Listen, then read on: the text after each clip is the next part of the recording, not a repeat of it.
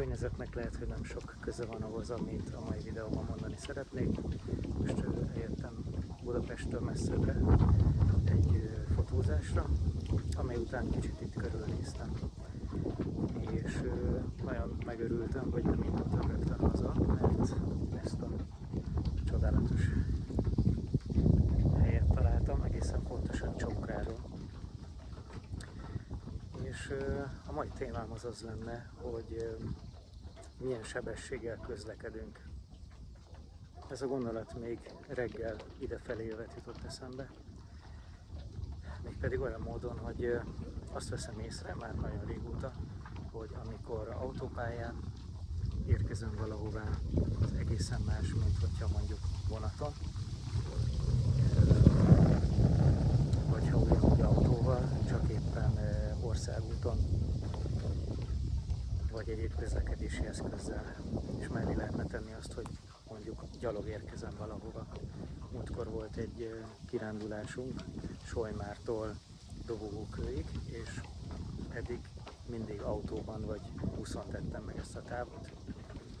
És hihetetlen élmény volt gyalog megérkezni oda, körülbelül nem is tudom, mondjuk 6 óra séta után. Egészen más volt, az egy olyan igazi megérkezés volt arra a helyre.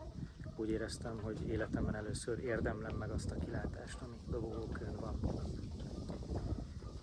És ehhez hasonlóan, hogyha mondjuk összehasonlítom azt, hogy országúton megyek valahová, vagy autópályán, az autópálya az valahogy kiegyenesíti a teret, nagyon gyorsan elsuhansz gyönyörű tájak mellett, és az is egy bizonyos felbontású észrevétele a környezetnek, de egészen más az, amikor lassabb tempóban tudsz végighaladni egy tájon és megérkezni egy pontra.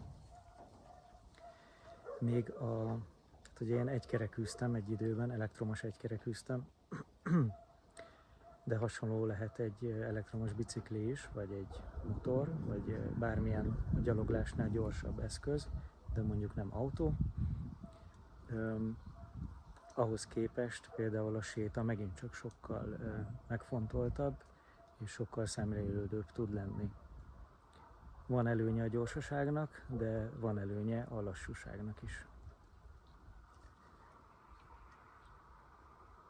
Repülőgépről is nagyon érdekes kinézni a tájra, amikor felszállsz, és hirtelen a perspektíva egy teljesen hát minden összezsugorodik, fentről látsz mindent, ahogy soha nem szoktad látni.